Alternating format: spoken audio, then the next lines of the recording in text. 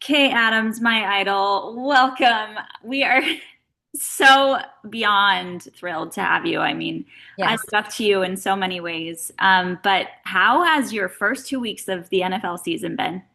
it's been wild. I feel like I'm not in mid-season form. I feel like I'm huffing and puffing my way to Super Bowl at Levi Stadium because the action has been so amazing as it always is.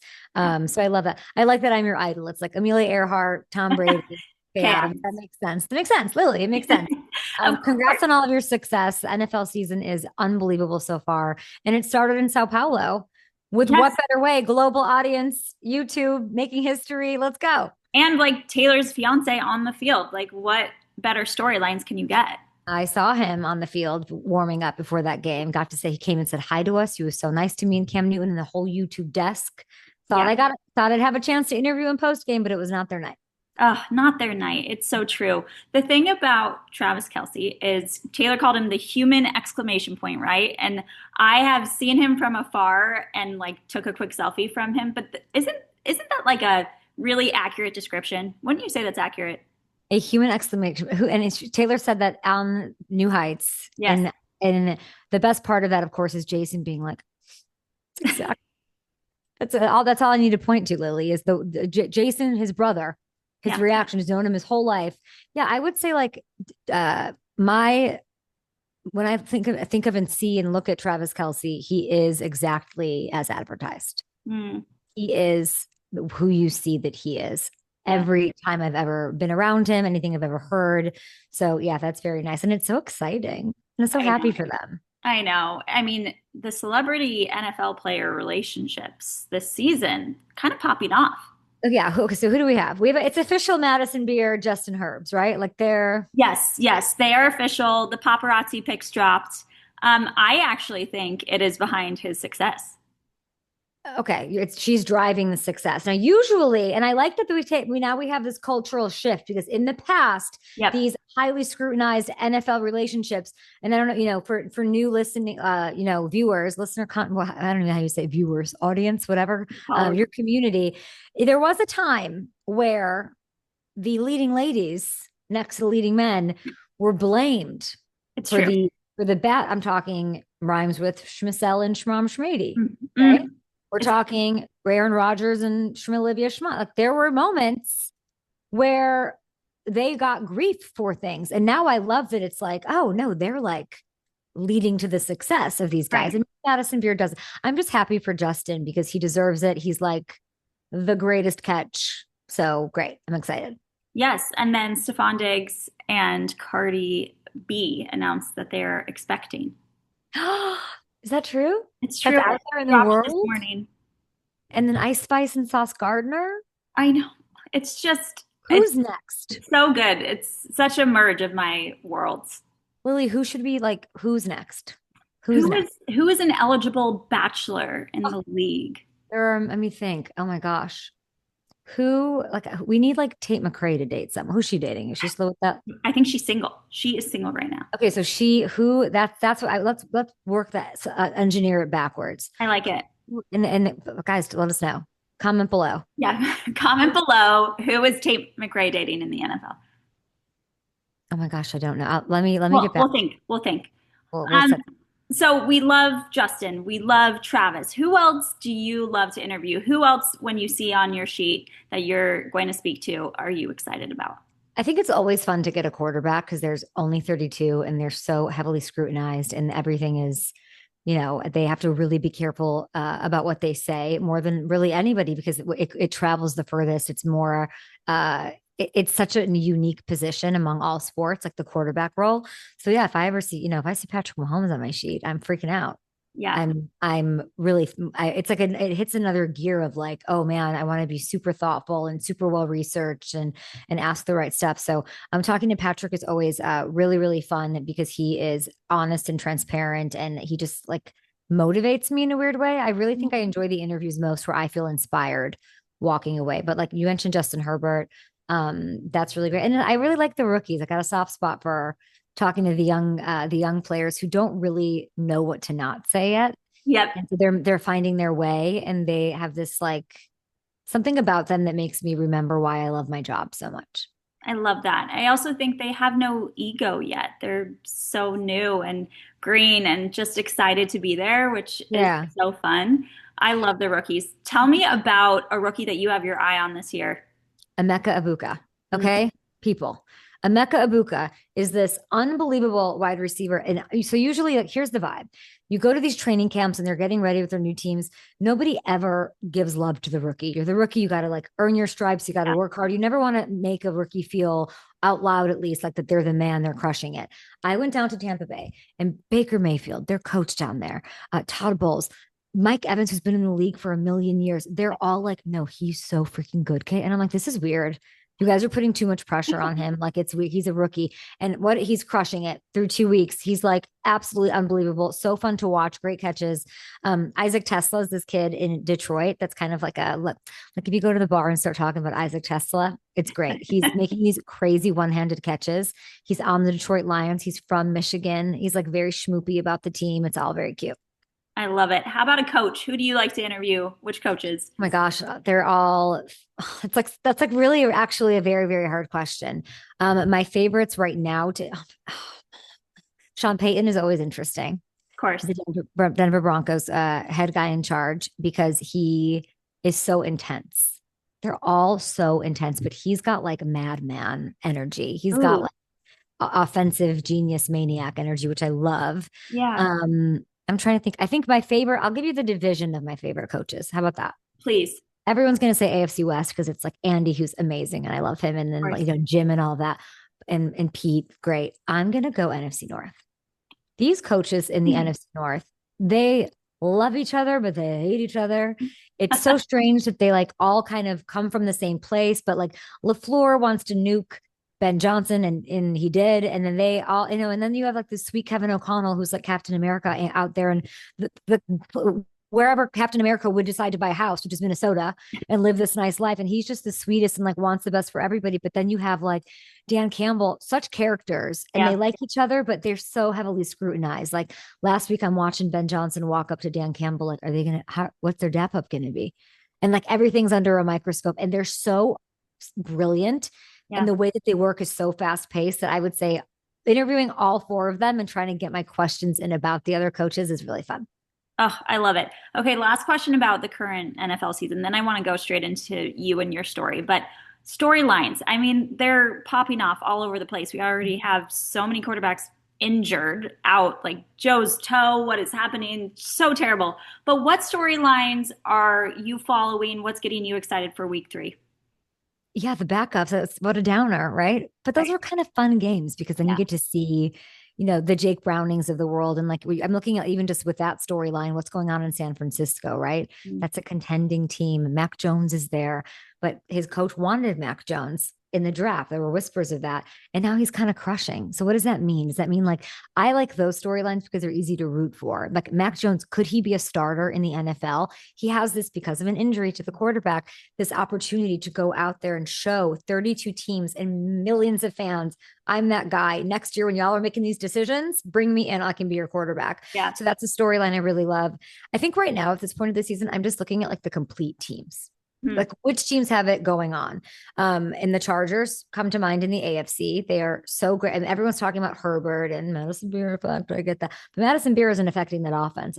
Or defense, I don't think. I don't think she's going. I don't know that Madison Beer has gone to Delilah with the defense of the Chargers, and they're crushing. And it's kind of going under the radar. They look so good and so stout, and they still aren't even at full force. And then I look at in the NFC, it's the Packers world and everybody's living in it. And it's a trade that I wanted like to get a blockbuster trade ahead of the season. And they look so complete and have this attitude. So I really look for the complete teams. Those are the storylines that I follow. I love it. Okay, let's go back to little K, once upon a time. Did you know you wanted to do this? No, Lily. No, What is no, it? no, no. What were you dreaming of in school? What were you going to be? I think I knew that I wanted to be in media. I don't know that I knew what that meant, but I always found a way to like make a video Hmm. or do a presentation. All my life, it was if there was a way that I didn't have to like actually write a paper and I could like make borrow my friend's parents' camcorder and like make like if I could, I wasn't making a PowerPoint. Okay. I was like, can I make a video? Can I do, can I edit together a video? So I knew that I liked being in front of the camera, and I could not believe, I remember like being like, this is a job to like do this on camera. This sounds great. And I think it was just more that it was really easy for me. It was just easy for me to be on camera. Yeah. And then I think you have to sort of start saying yes. I think that would be my how I got to where I am story is I just said yes. And it wasn't, I don't know that it was supposed to be sports, but it clearly was, right? Right. There was it kept kind of pulling me when you see these sort of signs that are pulling you in a direction. And it might not look like what you thought it might look like. Like I saw myself on the News red carpet and thought that like I would just be able to do that. And I could do that, but this is more challenging in what I was meant for, I think. So I think saying yes, and it might not be according to plan, but it'll all work out if you're aware and discerning about that. Yeah. Well, now you can be on like the NFL honors red carpet, which is I've cooler. done that. Yeah. It is. It's amazing. It's just like, it's nothing like gets you like sports. I feel like the Right. high of like, and I know that you're talking about these worlds converging, right? The pop culture world and sports. When it comes down to it for like something that you're daily involved in, there's nothing more inspiring, hard, Yep. conflict filled to Yes. navigate, but thrilling. Like there's nothing that can replace the NFL for that, with that for me. Yes. And also nonstop. Like it's just a nonstop cycle. It keeps going. When someone is not playing, someone is injured, someone is traded. Like you kind of never stop. Yeah. So What's your tell, story? What's your story? I mean, my story is I grew up very much wanting to be on camera, wanting to be a broadcaster, worked in the NBA for 2 years and took a step back and was like, this is boring. Like what we're reporting on is boring. Mm. And I care so much more about who this person is than how many points they scored in the paint, you know? And so left and started Sportsish just on social media, and we're growing a little bit at a time. Congratulations. That's amazing. I love that. So yeah, you're interested in who people are, and the Right. I think what probably bonds you and I is just curiosity. Yes. Yes. And so when I'm asking or preparing for an interview, I'm like, what do I actually want to know? Like what there's like this like checklist of like what should you ask? And then there's this Right. like, what do I want to know about how they're feeling? Like I interviewed Daniel Jones on Up and Adams today. And there's a lot of like, oh, your coach, you're more confident now. And you kind of like brush over. And I'm like, yeah, but like we're acting like confidence is easy. This man's been through the ringer. He's been beat up his entire career, New York market. And all of a sudden, oh, he's won 2 games and he's like confident as ever. Bullshit. Like, no, Yeah. he's not. So Right. let's talk about like the relationship he has with confidence. And he gave me a really eloquent answer on that. So I think like trusting your natural curiosity is a great way if you want to be in this industry. I guess that's a little tip for me. I love that. Well, and I think that's what a lot of female fans are also looking for. We Hmm. connect to storylines a little bit more than stat lines, at least some of the new casual fans. There's been such a rise in fandom, of course, amongst women. What do you think contributes to it? Contributes I don't, it's a good question. What contributes to the rise in sports love of women? I think growth and accessibility to the Yeah. game. I think the NFL's done such a brilliant job of showing up for audiences, making it giving lots of ways to watch. When I look at what happened in Brazil for this first game between the Chargers and the Chiefs, all the storylines were there. Of course, like from a football diehard perspective, it looked great, all those things. But I led the coverage. Like I got to sit there and do my thing as a woman. Yeah. And I thought that we did a really good job of making it interactive and audience based. What is the audience? What do creators want to know? Creator driven. We had so much access. It was like a different way of attacking it. And I think that's what I mean by the growth and accessibility. You want to know we had Haley Bailey, a YouTube creator Yeah. who is a football fan, but she was taking everyone on the vert. She had 1 million people watching, It's amazing. women Yeah. watching the behind the scenes. Can they get a glimpse of? And then there was the Travis Kelsey, like there's those storylines, of course, which is added. I mean, yeah, Taylor Swift is no undoubtedly, Sure. undeniably added to the growth of the love and interest in sport. But it is the storylines, and like once you're exposed to it, you're hooked. It's just that simple. So with YouTube saying, we're going to put this in front of the paywall, Right. we're going to make this accessible not only to everyone across the country, but 230 something countries and territories.